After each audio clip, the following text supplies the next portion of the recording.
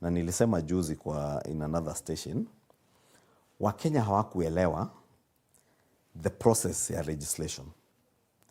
Finance bill for instance ya 2024, wakati ilichapishwa na ikaanza kuenezwa uvumi mambo mingi, iko na tax ya diaper, sanitary towels, iko na tax ya mkate, iko na tax ya gari, iko na tax ya avocado, ya kondoo, ya punda, ya ng'ombe, ya mbuzi, all those things that were said, negative things. Nothing positive that was being said yenye iko kwa hiyo bill.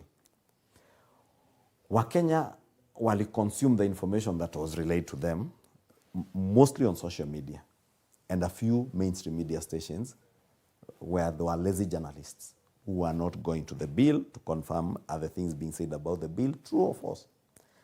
True, for instance, there was a proposal to tax motor vehicle circulation tax. There was a proposal to put VAT on bread. True facts. In the bill as published. But a bill, when it is published, is a legislative proposal that comes to the House principally for three things. One, the House to do public participation. Na Committee ya Finance ikafanya hivyo. Very detailed public participation. Public participation ya kufanya nini? Wakenya waseme hii tax ya mkate hatutaki, hii tax ya gari hatutaki, hii tax ya nini hatutaki, hii tax waiver ni mzuri ibaki.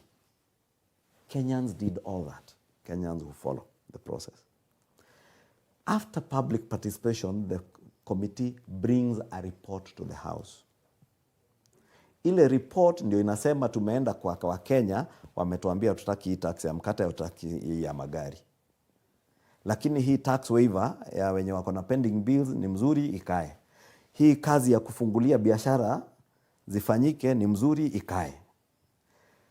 Wakiweka kwa report, tunaingia second reading of the bill. Second reading ni debate. Niyo sasa talk shop. Tunakuja, tunaongea. Mimi nasimama nasema naunga mkono huu mswada sababu uko na hii waiver ya income tax ya wale ambao wako na pending bills hawajalipwa. Itatufungulia biashara, nafasi za biashara yenye italeta viwanda zaidi na ajira kwa Wakenya, itatusaidia.